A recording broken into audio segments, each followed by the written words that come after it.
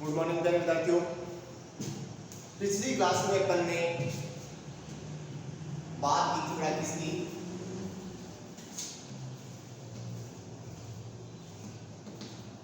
Light reaction. और light reaction के फलस्वरूप आपके पास एक तरफ तो क्या बन गया बेटा, NADH2 NADPH2, दूसरी तरफ आपके पास बन गया ATP और साथ में बनी थी बेटा O2। इस O2 को तो रिलीज कर दिया गया कहां, एटमॉस्फेयर में, जिसका स्रोत क्या था, जल। अब दूसरी तरफ ये जो NADPH2 है, ATP है, इन दोनों की सहायता से जो वायुमंडल द्वारा CO2 ग्रहण की जाती है, उस CO2 का क्या होता है, अपचयन। किसमें, एंड प्रोडक्ट ग्लूकोज के रूप में। अब CO2 का अपचयन करने के लिए किसकी आवश्यकता नहीं पड़ती बेटा, लाइट की आवश्यकता नहीं पड़ती है। इसलिए CO2 के अपचयन को अपन ने नाम दे दिया डायरेक्ट रिएक्शन। तो दूसरी रिएक्शन प्रोसेस अगर शुरू करते हैं डायरेक्ट रिएक्शन, और डायरेक्ट रिएक्शन का अर्थ क्या है, तो लाइट रिएक्शन के द्वारा बने हुए NADPH2 है, ATP के द्वारा CO2 का अपचयन होता है किसमें, ग्लूकोज में।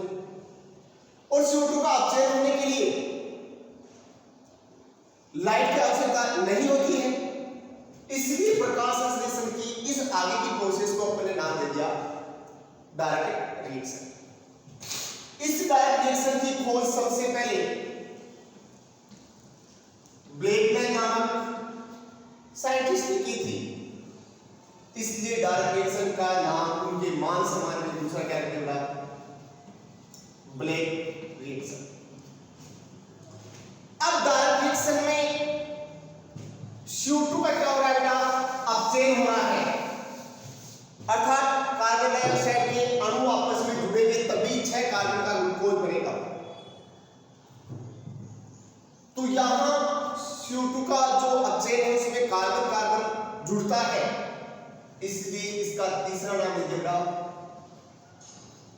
CO2 fixation. अब दूसरा पॉइंट आपके पास आ गया डायरेक्ट रिएक्शन या ब्लैकमैन रिएक्शन या CO2 फिक्सेशन। तब अपन ने कहा कि लाइट रिएक्शन द्वारा बनने वाले NADPH2 में ATP के द्वारा CO2 का अपचयन होता है ग्लूकोज में। इस अपचयन के लिए लाइट की आवश्यकता नहीं होने के कारण प्रकाश संश्लेषण की इस प्रोसेस का नाम दे दिया अपन ने बेटा डायरेक्ट रिएक्शन, जिसकी खोज करता वैज्ञानिक थे ब्लैकमैन। उनके मान सम्मान में इसका दूसरा नाम दिया ब्लैकमैन रिएक्शन। तीसरा CO2 फिक्सेशन की जो प्रोसेस है, इस CO2 फिक्सेशन की प्रोसेस CO2 के अपचयन में कार्बन कार्बन आपस में जुड़ते आते हैं, इसलिए इसका तीसरा नाम दे दिया बेटा CO2 फिक्सेशन। अब CO2 फिक्सेशन या डायरेक्ट रिएक्शन की प्रोसेस है, वो मेसोफिल सेल के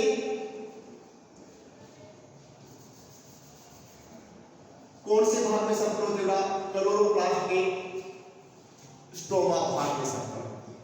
इससे पहले जो लाइट रिएक्शन संपर्क हुई थी वो तो थी क्लोरोप्लास्ट के कौन से भाग में बेटा, ग्रेना भाग में, जबकि CO2 फिक्सेशन की प्रोसेस है वो क्लोरोप्लास्ट के कौन से भाग में होती है, स्ट्रोमा।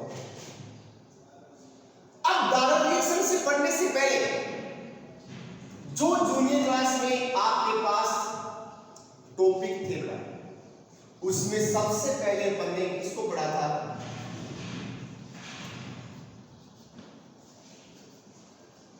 कार्बोहाइड्रेट को पढ़ा। अब ये पूरी रिएक्शन में वापस कार्बोहाइड्रेट आएगा, क्योंकि ग्लूकोज भी कार्बोहाइड्रेट है और ग्लूकोज का क्या होता है। अब कार्बोहाइड्रेट क्या था, तो जूनियर क्लास में याद रखना, कार्बन हाइड्रोजन व ऑक्सीजन जिसमें 2 से लेकर 6 तक OH ग्रुप व एक एल्डिहाइड या कीटोनिक समूह पाता है उसे अपन क्या कहते हैं? कार्बोहाइड्रेट। जिसका जनरल फॉर्मूला डायग्राम में क्या था? CnH2n OH, जहां n क्या था? कार्बन की संख्या। अब कार्बोहाइड्रेट को आपने जूनियर क्लास में पूरे 3 पार्ट्स में डिवाइड किया था। कौन कौन से बेटा? मोनोसेकेराइड, ओलिगोसेकेराइड और पॉलीसेकेराइड। मोनोसेकेराइड कौन से थे? तो 3 से 7 कार्बन वाले जितने भी कार्बोहाइड्रेट है वो सारे कौन से थे? मोनोसेकेराइड। इनका क्या नेचर था? जल अपघटन नहीं कर सकते। जल में ये क्या है? विलय होते हैं। जनरल फॉर्मूला क्या रहेगा? CnH2n OH। सवाल में कैसे थे? मीठे। अब मोनोसेकेराइड को आगे जाकर आपने जूनियर क्लास में कार्बन की संख्या के बेस पर 5 पार्ट्स में डिवाइड किया था। 3 कार्बन वाला, 4 carbon, 5 carbon carbohydrate, 6 carbon carbohydrate, 7 carbon carbohydrate.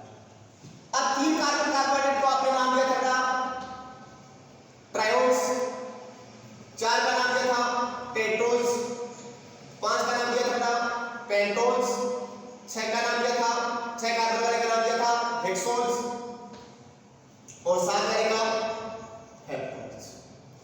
अब कार्बोनिल ग्रुप के आधार पर भी मोनोसेकेराइड को पुनः 2 पार्ट्स में डिवाइड किया था, कीटो और एल्डोल्स।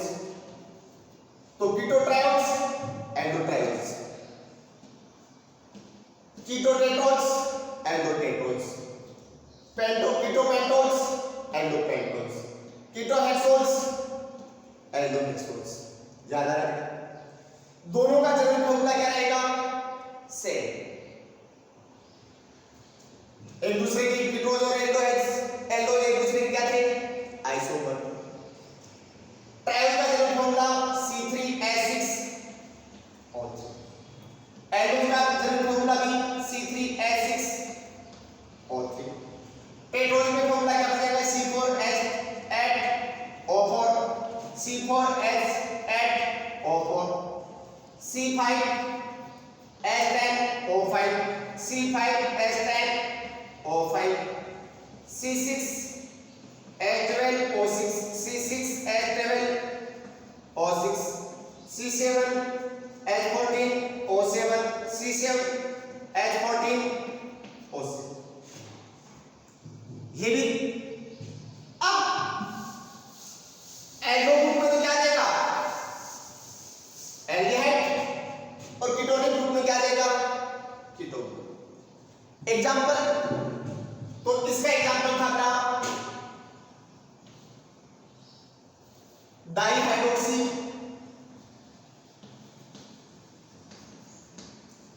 ग्लिसरॉल्डिहाइड। कीटोन्स में एग्जांपल था डाइहाइड्रोक्सी एसीटोन। टेट्रोज में एग्जांपल याद रखना एरिथ्रोल्स, एरिथ्रोलोज। 4 कार्बन के एल्डोज को तो मैंने कहा था एरिथ्रोल्स और 4 कार्बन में कीटोज में कहा था एरिथ्रोलोज। पेंटोज में आपके पास 4 एग्जांपल थे राइबोज, राइबोलोज, जाइलोज, जाइलोलोज और एक एग्जांपल हुआ था डीऑक्सीराइबोज। 6 कार्बन में एल्डोहेक्सोज का एग्जांपल था ग्लूकोज और ग्लाइकोज। और 6 कार्बन में कीटोज का एग्जांपल था फ्रुक्टोज। जनरल फॉर्मूला बनाने के लिए क्या कहा था आपने? जनरल फॉर्मूला बनने के पश्चात आपको संरचना सूत्र आना चाहिए। संरचना सूत्र में जितने कार्बन का है, मान लो 4 कार्बन का है, 4 कार्बन की क्या बना बेटा, चेन बना। अब उसके पश्चात यदि एल्डिहाइड समूह वाला कार्बोहाइड्रेट है तो उसके 1 नंबर कार्बन में कौन सा दिया समूह बेटा, एल्डिहाइड। वैलेंस से पूरी करनी है आपको, और बाकी वैलेंस से किससे पूरी करनी है, H और OH।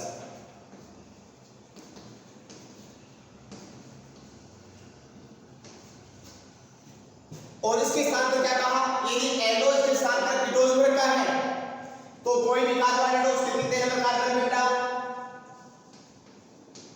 2 नंबर कार्बन पे कौन सा समूह लिया हो, कीटोनिक समूह है। ये कीटोनिक समूह आ गया, वैलेंसी चारों हो गई इस कार्बन की दूसरे कार्बन की, बाकी सब मिलता है किससे पूरी कर दो, HOH से, HOH HHOH। अब चाहे आप 6 कार्बन का बना लो, चाहे 7 कार्बन का बना लो, चाहे 3 कार्बन का बना लो, ये आपके पास बेसिक जो आपका जूनियर में पढ़ा हुआ है उसको मैंने थोड़ा सा रिपीट किया। अब इसके पश्चात अपन ने टॉपिक आज लिया है ना कौन सा, डायरेक्ट रिएक्शन। डायरेक्ट रिएक्शन का अर्थ क्या है, तो अपन ने कहा लाइट रिएक्शन के द्वारा बनने वाले NADPH2 में ATP के द्वारा CO2 का अपचयन होता है। अपचयन होने के लिए लाइट की आवश्यकता है, इन्होंने एक कारण इसका नाम क्या दिया, डायरेक्ट रिएक्शन। दूसरा हमने कहा कि डायरेक्ट रिएक्शन की खोज किसने की, ब्लैकमैन नामक साइंटिस्ट ने, इसलिए उनके मान सम्मान में इसका दूसरा नाम क्या दिया, ब्लैकमैन रिएक्शन। अब डायरेक्ट रिएक्शन में कार्बन कार्बन के मॉलिक्यूल आपस में जुड़ते रहते हैं, इसलिए इसका तीसरा नाम क्या दिया, CO2 फिक्सेशन। ये पूरी प्रोसेस क्लोरोप्लास्ट के कौन से भाग में संपन्न हुई बेटा, स्ट्रोमा हुआ। अब एंजियोस्पर्म पौधों के अंदर CO2 फिक्सेशन या डायरेक्ट रिएक्शन 3 प्रकार से संपन्न होती है। एंजियोस्पर्म पौधों में CO2 का जो अपचयन है वो 3 प्रकार से संपन्न होता है, जिसमें सबसे पहला आता है ना बाई C3 साइकिल, दूसरी मेथड है बाई C4 साइकिल, और तीसरी मेथड है ना बाई CAM काम पाथवे। अब अपन ने कहा कि डायरेक्ट रिएक्शन या क्लोरोप्लास्ट में स्ट्रोमा भाग में CO2 का जो अपचयन है या फिक्सेशन है वो कितने प्रकार से संपन्न होता है, 3 प्रकार से, जिसमें पहला आ गया बाई C3 साइकिल, चौथा दूसरा आ गया बाई C4 साइकिल, और तीसरा आ गया CAM पाथ। अब अपन पहला पार्ट क्या करें, विधि लेते हैं बड़ा, CO2 fixation by C3 cycle, या इसका दूसरा नाम है केल्विन बेंसन साइकिल। अब वास्तविक रूप से एंजियोस्पर्म पौधों में CO2 फिक्सेशन या डायरेक्ट रिएक्शन का अध्ययन सर्वप्रथम केल्विन व बेंसन नामक वैज्ञानिक ने किया। अब एंजियोस्पर्म में CO2 फिक्सेशन का सबसे पहले अध्ययन, विस्तारपूर्वक अध्ययन केल्विन व बेंसन नामक वैज्ञानिक ने किया। केल्विन व बेंसन नामक साइंटिस्ट ने रेडियो एक्टिव कार्बन 14 युक्त आइसोटोप है, रेडियो एक्टिव कार्बन 14 युक्त CO2 का उपयोग क्लोरेला व सिंडेस्मिस नामक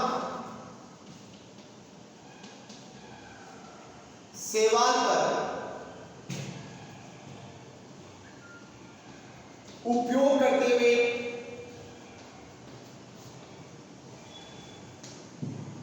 CO2 से ग्लूकोज के निर्माण के दौरान बनने वाले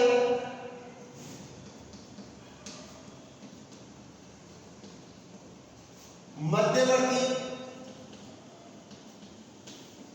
उत्पादों का क्या अध्ययन किया। तो केल्विन व बेंसन नामक वैज्ञानिक ने क्या पाया कि जब पादप वायुमंडल से CO2 को ग्रहण करते हैं और CO2 को ग्रहण करने के पश्चात CO2 के अपचयन द्वारा ग्लूकोज का निर्माण होता है, तो CO2 के ग्रहण करने पर बनने वाला प्रथम स्थायी उत्पाद फॉस्फोग्लिसरिक एसिड होता है। अब वायुमंडल से जो CO2 पादप ग्रहण करते हैं और उसके अपचयन से ग्लूकोज का निर्माण होता है। ग्लूकोज के निर्माण के दौरान CO2 के ग्रहण करने पर सबसे पहले बनने वाला जो स्थायी उत्पाद है, कैसा उत्पाद है? स्थायी उत्पाद है, वो फॉस्फोग्लिसरिक एसिड होता है। अब फॉस्फोग्लिसरिक एसिड 3 कार्बन युक्त होता है, जिसके कारण इस प्रकार के CO2 फिक्सेशन को क्या कहा गया? C3 साइकिल का। अब C3 साइकिल के मान की खोज केल्विन बेंसन नामक वैज्ञानिक ने की थी, तो उनके मान सम्मान में इसका दूसरा नाम रख दिया गया केल्विन बेंसन साइकिल। अब जिन पौधों में C3 साइकिल या केल्विन बेंसन साइकिल के द्वारा CO2 फिक्सेशन की प्रक्रिया होती है, उन पौधों को फिर क्या कहते हैं? C3 plant. और एग्जाम्पल देना है अधिकांश एंजियोस्पर्म। अब आप सबको पता है प्रकाश संश्लेषण की प्रक्रिया लीफ की कौन सी सेल में संपन्न होती है? मीजोफिल सेल में संपन्न होती है। मीजोफिल सेल कौन सी थी?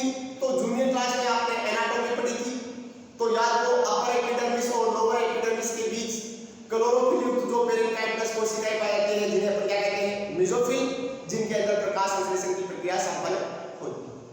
अब उसमें भी मीजोफिल सेल में भी कहा, मीजोफिल सेल के कोशिका में पाए जाने वाले क्लोरोप्लास्ट। अब उस क्लोरोप्लास्ट में भी कौन से भाग में? स्ट्रोमा भाग में डायरेक्ट कंप्लीट। तो अब अपन ने कहा कि एंजियोस्पर्म पौधों के अंदर डायरेक्ट रिएक्शन कितने प्रकार से संपन्न हो रही है बेटा? या CO2 फिक्सेशन या CO2 का अपचयन कितने प्रकार से संपन्न होता है? 3 प्रकार से, जिसमें सबसे पहला आपके पास क्या है? C3 साइकिल या केल्विन बेंसन साइकिल हुआ। तब अपन ने क्या कहा? केल्विन व बेंसन नामक वैज्ञानिक ने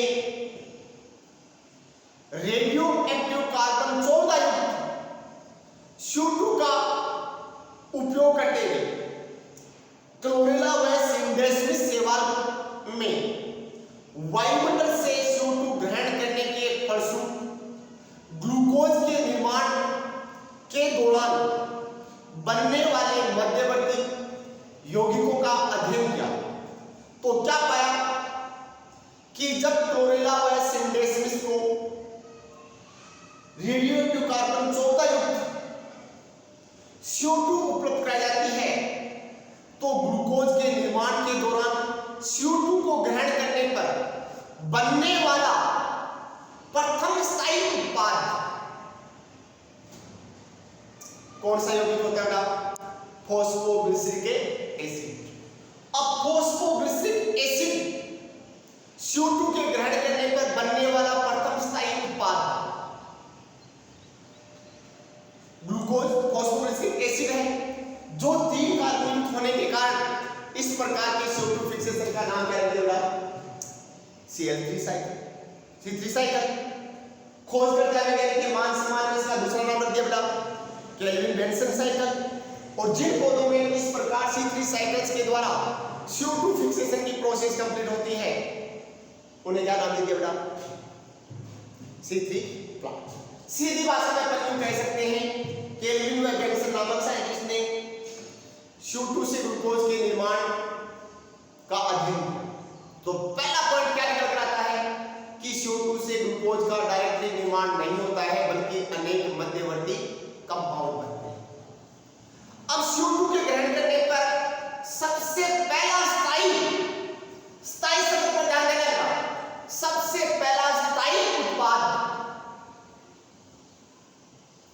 कौन सा बनता है? फॉस्फोग्लिसरिक एसिड बनता है। अब जो 3 कार्बन युक्त होने के कारण इस प्रकार के CO2 फिक्सेशन का नाम क्या रखा गया? C3 cycle. और जिन पौधों में C3 साइकिल्स के द्वारा CO2 फिक्सेशन होता है, उन प्लांट का नाम क्या रख दिया? C3 plant. और याद रखना एग्जाम्पल में अधिकांश एंजियोस्पर्म में। अब दूसरा पॉइंट लेना है,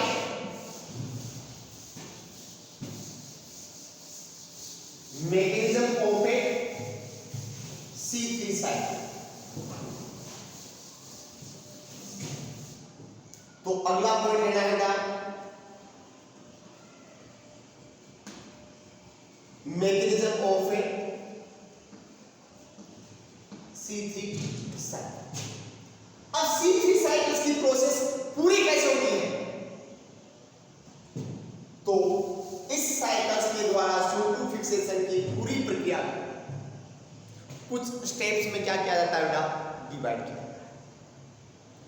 अब उस स्टेप को आपको एक साइकिल के द्वारा शो करना है, और साइकिल के साथ साथ चक्र के साथ साथ उसकी पूरी प्रोसेस को रिएक्शन सहित एक्सप्लेन करना।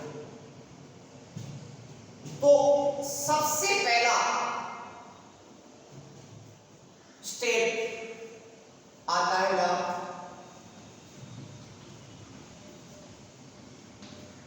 Phosphorylation of ribose monomers. सबसे पहला स्टेप आता है बेटा क्या? राइबोज मोनोफॉस्फेट का फॉस्फोराइलेशन। यहां फॉस्फोराइलेशन का अर्थ है राइबोज मोनोफॉस्फेट के साथ क्या जुड़ना बेटा?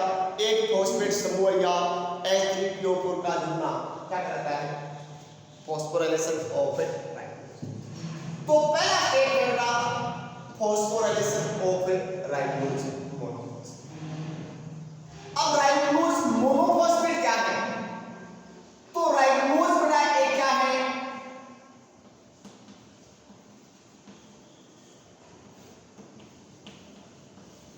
पांच कार्बन का मोनोसेकेराइड कार्बोहाइड्रेट। राइबोज क्या है बेटा? 5 कार्बन का मोनोसेकेराइड। अब अणुसूत्र क्या बनेगा इसका? C5H10O5। अब राइबोज एक 5 कार्बन का कीटो ग्रुप का मोनोसेकेराइड है, जिसका जरूरी अणुसूत्र संरचना सूत्र क्या बनेगा बेटा? CH2OH C=O CHOH CHOH CH2OH। अब कार्बन का नंबर किस तरह से करेंगे? तो जिस तरह क्रियात्मक समूह पाए जाते हैं। अब यहां क्रियात्मक समूह कितने हैं? 2 प्रकार के, एक कीटोनिक समूह है, एक हाइड्रोक्सिल समूह। तो किसको अपन क्या करेंगे? जिसकी क्रियाशीलता ज्यादा है। क्रियाशीलता किस तरह ज्यादा है? किसकी ज्यादा है? कीटोनिक समूह की। इसलिए अपन नंबर कहां से देंगे? उस तरफ से देंगे जहां फंक्शनल ग्रुप को बेटा क्या मिल सके? कम से कम अंक मिल सके। तो नंबर में अपन इधर से देंगे। अब ये आपके पास रहेगा राइबोज। अब उसके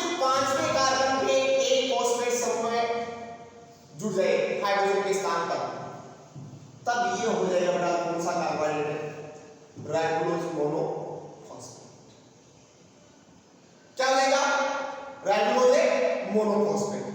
अब दूसरा स्टेप, पहला स्टेप अपन क्या ले रहे हैं CO2 फिक्सेशन का या C3 साइकिल्स का, तो फॉस्फोराइलेशन ऑफ ए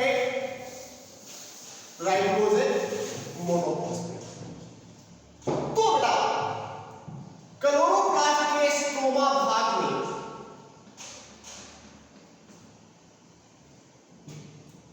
क्लोरोप्लास्ट के स्ट्रोमा भाग में वायुमंडलीय CO2 को ग्रहण करने का कार्य एक 5 कार्बन की संरचना कौन सी राइबोज बाइफॉस्फेट, बाई का स्थान पर डाई ले सकते हैं। अब वायुमंडलीय CO2 को ग्रहण करने का कार्य क्लोरोप्लास्ट के स्ट्रोमा भाग में कौन करता है? Ribose biphosphate. अब वायुमंडलीय CO2 को ग्रहण करने का कार्य करता है कौन? राइबोज बाइफॉस्फेट, जबकि क्लोरोप्लास्ट के स्ट्रोमा भाग में ये पाई किसके रूप में पाई जाती है? Ribose monophosphate. किसके रूप में पाई जाती है? वायुमंडलीय CO2 को ग्रहण करने का कार्य करता है बेटा कौन? राइबोज बाइफॉस्फेट, जबकि ये सकरा क्लोरोप्लास्ट के स्ट्रोमा भाग में पाई किसके रूप में जाती है? Ribose monophosphate. अब सबसे पहले क्लोरोप्लास्ट के स्ट्रोमा भाग में पाई जाने वाली राइबोज मोनोफॉस्फेट को किसमें कन्वर्ट किया जाता? Ribose biphosphate. अब ये आपके पास में क्या थी बेटा? Ribose monophosphate. अब मोनो कब होगा? जब उसके साथ एक फॉस्फेट ग्रुप जुड़ा हुआ है। फॉस्फेट ग्रुप का मतलब H3PO4 के रूप में। अब सबसे पहले जो राइबोज मोनोफॉस्फेट है उसको कन्वर्ट किया जाएगा किसमें? Ribose diphosphate. इस प्रोसेस को अपन क्या कहेंगे? Phosphorylation of ribose. अब राइबोज मोनोफॉस्फेट को राइबोज डाइफॉस्फेट या बाइफॉस्फेट में कन्वर्ट करने के लिए राइबोज मोनोफॉस्फेट किसके साथ क्या करता है? एटीपी के साथ। कौन से एंजाइम की उपस्थिति में? Phospho पेंटो kinase.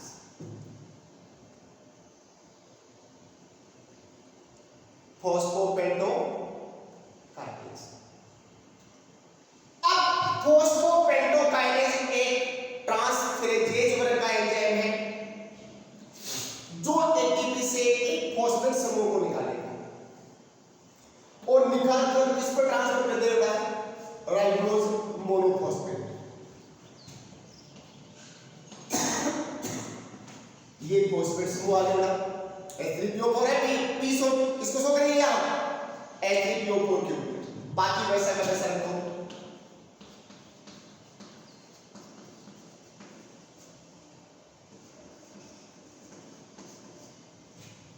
अब ये क्या बन गया बेटा? प्लस एटीपी से फॉस्फेट समूह निकल गया। क्या बच गया बेटा? ये हो गई राइबोज बाइफॉस्फेट, या आप इसका एक दूसरा नाम दे सकते हो राइबोज फॉस्फेट। कौन से कार्बन में है? पहले और 5वें पे। तो इसका वास्तविक से नाम और दे सकते हैं अपन राइबोज 1,5-डाइफॉस्फेट। तो सबसे पहले स्टेप में आपके पास क्या बनता है बेटा? Ribose biphosphate. तो पहला स्टेप कौन सा हो गया? Phosphorylation of ribose monophosphate. तब आपने क्या कहा? वायुमंडलीय CO2 को ग्रहण करने का कार्य एक 5 कार्बन की श्रृंखला राइबोज बाइफॉस्फेट करती है, जबकि ये क्लोरोप्लास्ट में पाई जाती है। क्लोरोप्लास्ट के स्ट्रोमा भाग में किस में बेटा? Ribose monophosphate. तो सबसे पहले राइबोज मोनोफॉस्फेट एटीपी के साथ क्रिया करता है। प्रेरित करने वाला एंजाइम हो गया फॉस्फोपेंटो काइनेज, जो एक ट्रांसफरेज एंजाइम ग्रुप का एंजाइम है जो एटीपी से फॉस्फेट समूह को ट्रांसफर कर देता है राइबोज मोनोफॉस्फेट पे। तो उसके फलस्वरूप बनता है राइबोज बाइफॉस्फेट। स्टेट रिएक्शन लिखो, राइबोज मोनोफॉस्फेट शॉर्ट फॉर्म है ये, प्लस इसके साथ क्या करना है एटीपी। एंजाइम का नाम क्या होगा फॉस्फो पेंटो काइनेज। जब भी आप एटीपी से संबंधित कोई एंजाइम को यूज लोगे तो साथ में काइनेज लिखा जाएगा। फॉस्फोपेंटो नाम क्यों दिया बेटा, क्योंकि क्रिया आधार फॉस्फेट युक्त है और कितने कार्बन का है 5 कार्बन का है, तो फॉस्फोपेंटो काइनेज क्या बन गया राइबोज बाइफॉस्फेट प्लस क्या बन गया बेटा राइबोज बाइफॉस्फेट प्लस है। अब फर्स्ट स्टेप में आपके पास इसका निर्माण हो गया बेटा राइबोज बाइफॉस्फेट। दूसरा स्टेप है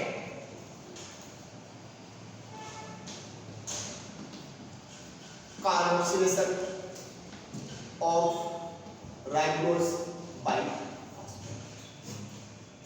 अब आपके पास फर्स्ट रिएक्शन के द्वारा क्या बन गया राइबोज बाइफॉस्फेट, जो किसको ग्रहण करता है वायुमंडलीय CO2।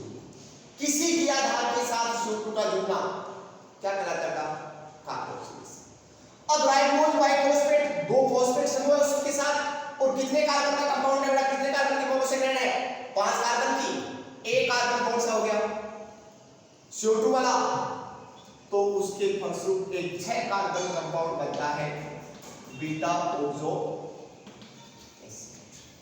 अब ये बीटा ओक्सो एसिड कितने कार्बन का हो गया बेटा 6 कार्बन। इस अभिक्रिया को प्रेरित करने वाले एंजाइम का नाम है रूबिसो। अब रूबिसो की फुल फॉर्म है बेटा राइबोज बाइफॉस्फेट कार्बोक्सिलेज ऑक्सीडेज। अब इसका मतलब इस एंजाइम का नामकरण क्या गया है किसके बेस पर क्रियाधार प्लस अभिक्रिया की क्रियाधार कौन सा हो गया राइबोज बाइफॉस्फेट और क्रिया की प्रकृति में एक शब्द आ गया है आपके पास कार्बोक्सिलेज। इसका मतलब ये कार्बोक्सिलेशन को प्रेरित करता है और साथ में आया क्या ऑक्सीडेज। इसका मतलब ये एक ऐसा एंजाइम है बेटा प्रकृति में जो डुअल नेचर का होता है। ये कार्बोक्सिलेशन का भी कार्य कर सकता है और ऑक्सीडेशन का कार्य भी कर सकता है। यदि कार्बोक्सिलेशन का कार्य करेगा कार्बोक्सिल तब तो ये राइबोज बाइफॉस्फेट के साथ CO2 को जोड़ेगा और ऑक्सीडेज का कार्य करेगा तब राइबोज बाइफॉस्फेट के साथ ऑक्सीजन को जोड़ेगा, तो उसके फलस्वरूप अगर कार्बोक्सिलेज का कार्य करेगा तब तो प्रकाश संश्लेषण होगा, अन्यथा रेस्पिरेशन वाली प्रोसेस भी शुरू हो सकती है। यह निर्भर करता है CO2 की सांद्रता पर O2 की सांद्रता पर जो पर आगे आपके पास क्या बन गया था बीटा ओक्सो एसिड। लंबी प्रोसेस है बेटा, आगे की प्रोसेस अगली क्लास में। थैंक्स।